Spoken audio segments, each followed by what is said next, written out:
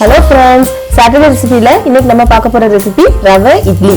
Morning பிரேக்ஃபாஸ்ட்க்கு idli, dosa, puri, Pongal இப்படி சாப்பிட்டுருப்போம். கொஞ்சம் டிஃபரெண்டா ரவை வச்சு நான் இட்லி ட்ரை பண்ணியிருக்கேன்.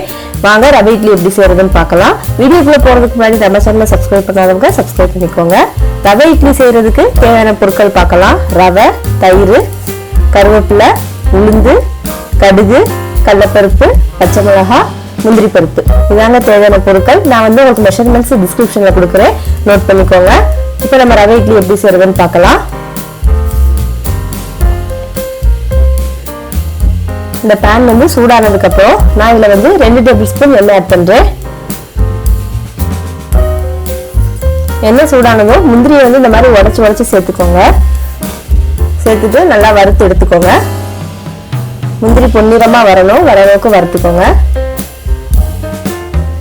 முந்திரி வறுத்தாச்சு. நான் இது கூட 1 டேபிள் ஸ்பூன் கடலைப்பருப்பு, 1/2 டேபிள் ஸ்பூன் உளுந்தம்பருப்பு இதையும் இதோட சேர்த்து வறுத்து எடுத்துக்கோங்க.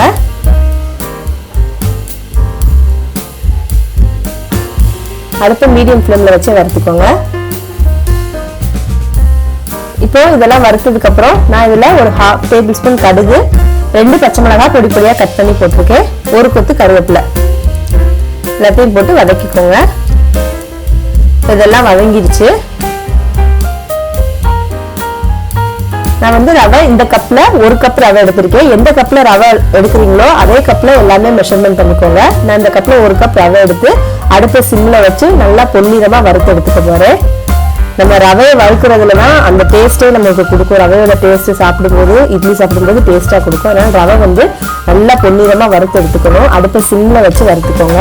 ரவையோட கலர் சேஞ்ச் ஆகிற அளவுக்கு வறுத்துக்கோங்க. பாருங்க, நான் நல்லா வறுத்து எடுத்துட்டு இப்போ இதை அடுப்பை ஆஃப் பண்ணிடலாம். நம்ம இப்போ நான் அந்த ரவையை வேற ஒரு பாத்திரத்துக்கு மாற்றி எடுத்திருக்கேன். பாருங்க எப்படி ரவை வந்து நல்லா ஃப்ரை பண்ணணும், எப்படி மாறி இருக்குன்னு பாருங்க. இந்த மாதிரி கன்சிஸ்டன்சில நீங்க வந்து வறுத்து எடுத்துக்கோங்க. இது கூடவே நம்ம ரெசிபிக்கு தேவையான அளவு உப்பு, நான் வந்து 1/2 டேபிள் ஸ்பூன் உப்பு ஆட் பண்ணியிருக்கேன். 1/2 tablespoon baking soda add பண்றேன். இப்போ ரவை வந்து இந்த கப்ல 1 கப் அளந்து, அதனால இந்த அதே கப்ல 1 கப் நான் தண்ணி ஊத்திருக்கேன். ஊத்திட்டு இதை நல்லா மிக்ஸ் பண்ணி ஊத்துக்கோங்க. பேக்கிங் சோடாக்கு பதிலாக நீங்க ஈனோ போடுறதுனாலும் போட்டுக்கலாம். போட்டுட்டு தண்ணியில நல்லா போட்டு இந்த மாதிரி மிக்ஸ் பண்ணிக்கோங்க. அப்பதான் அதோட அந்த நம்மளுக்கு ரவை வந்து புளிச்சு கிடைக்கும், இட்லி நல்லா சாஃப்டா வரும். இந்த மாதிரி மிக்ஸ் பண்ணி விட்டு ஒரு 15 மினிட்ஸ் வந்து இதை விட்டுருங்க. 15 மினிட்ஸ் கழிச்சு நான் பார்க்குறேன். பாருங்க ரவை எல்லாம் நல்லா தண்ணியில ஊறி நமக்கு கிடைச்சிருக்கு. இப்போ நான் இது கூட 1/4 கப் தயிர் ஆட் பண்றேன். 1 கப் ரவை எடுத்தோம், 1 கப் தண்ணி ஊற்றினேன். இப்போ 1/4 கப் தயிர், 1/2 டேபிள் ஸ்பூன் பெருங்காயத்தூள் ஆட் பண்றேன்.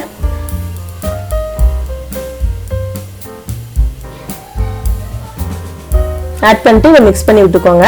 இப்போ நம்ம தயிர் ஊற்றி மிக்ஸ் பண்ணும்போது நம்மளுக்கு வந்து இட்லி மாவு பதத்துக்கு நம்ம வந்து மிக்ஸ் பண்ணணும். கொஞ்சம் கெட்டியா இருந்தது அப்படின்னா நீங்க தண்ணி கொஞ்சம் கொஞ்சமா ஆட் பண்ணிட்டு இட்லி மாவு பதத்துக்கு மிக்ஸ் பண்ணி எடுத்துக்கோங்க. ரொம்ப தண்ணியா வரக்கூடாது. நான் அதனால இப்போ பாருங்க எனக்கு ரொம்ப கெட்டியா இருக்குனால நான் இன்னொரு 1/2 கப் தண்ணி ஆட் பண்ணியிருக்கேன். ஆட் பண்ணி மிக்ஸ் பண்ணி விடுறேன். ஏன்னா இட்லி மாவு பதத்துக்கு வந்து நம்ம இட்லி ஊற்றினோம்னா தான் நமக்கு இட்லி வந்து நல்லா சாஃப்டா கிடைக்கும். அதனால கொஞ்சம் 1/2 கப் தண்ணி ஊற்றிட்டு கிண்டி விட்டுக்கோங்க.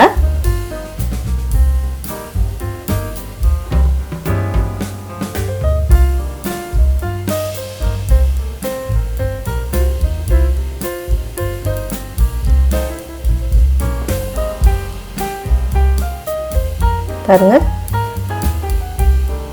எப்பயுமே எனக்கு வந்து இது கொஞ்சம் கெட்டியா தான் இருக்கு. நான் அதனால இதுல இன்னும் கொஞ்சோண்டு தண்ணி, ஒரு 1/4 கப் போல தண்ணி ஆட் பண்ணியிருக்கேன். டோட்டலா 1/4 கப் தண்ணி ஆட் பண்ணியிருக்கேன். ஆட் பண்ணி மிக்ஸ் பண்ணி விட்டுக்கிறேன். இப்போ வந்து எனக்கு இட்லி மாவு பதத்துல வந்து இந்த மாவு வந்து கிடைச்சிருச்சு. அப்பதான் இட்லி ஊற்றும் போது நமக்கு வந்து இட்லி வந்து நல்லா சாஃப்டா கிடைக்கும். ரொம்ப கெட்டியாகவும் இருக்கக்கூடாது, ரொம்ப தண்ணியாகவும் இருக்கக்கூடாது. இந்த பதத்துக்கு இருக்கணும், இட்லி மாவு பதத்துக்கு இருக்கணும். இப்போ எனக்கு வந்து மாவு ரெடி ஆயிடுச்சு. இப்போ நான் இது கூட கொஞ்சோண்டு மல்லித்தலை தூவி விட்டு மிக்ஸ் பண்ணி விட்டுறேன். நீங்கள் மிக்ஸ் பண்ணி விட்டுட்டு ஒரு 5 மினிட்ஸ் இதை வச்சிருங்க. இந்த தயிர் எல்லாமே இந்த ரவையில செட் ஆகும். அப்போ நம்மளுக்கு இன்னும் கொஞ்சம் திக்காக கிடைக்கும். 5 மினிட்ஸ் ஆகட்டும். அதுக்குள்ள நம்ம வந்து இட்லி பாத்திரம் ரெடி பண்ணிக்கலாம். நான் இந்த மாதிரி எல்லா பாத்திரத்தையும் எண்ணெய் தடவிக்கிறேன். எண்ணெய் தடவிட்டு இதில் ஒவ்வொரு முந்திரி வந்து நான் வைக்க போறேன். வறுக்கும் போதே ஒரு முழு முந்திரி போட்டு தான் நான் வறுத்தேன். அது ஒண்ணா வைக்கிறேன். இப்போ நம்ம இட்லி ஊத்திட்டு எடுக்கும்போது இது வந்து நல்லா மேல முந்திரி இருக்கும். அதனால ஒவ்வொரு முந்திரி வச்சுட்டு நம்ம எடுத்து வச்சிருக்கிற மாவை இதில் கொஞ்சம் கொஞ்சமாக ஆட் பண்ணிக்கலாம்.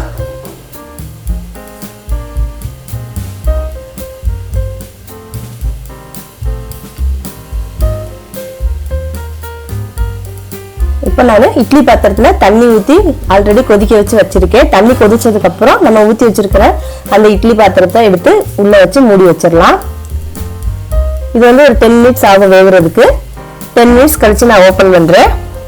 பாருங்க, ரவை இட்லி சூப்பரா ரெடி ஆயிடுச்சு. நல்லா வெந்து நமக்கு கிடைச்சிருக்கு. பார்த்தீங்களா, நல்லா நம்மளுக்கு சூப்பரா இருக்கும் நீங்க சாப்பிட்றதுக்கு.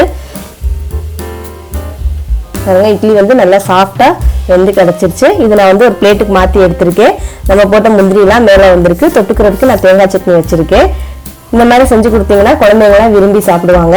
நீங்களும் ரவை இட்லி உங்கள் வீட்டில் ட்ரை பண்ணிட்டு எப்படி இருந்ததுன்னு சொல்லி எனக்கு கமெண்ட் பண்ணுங்க.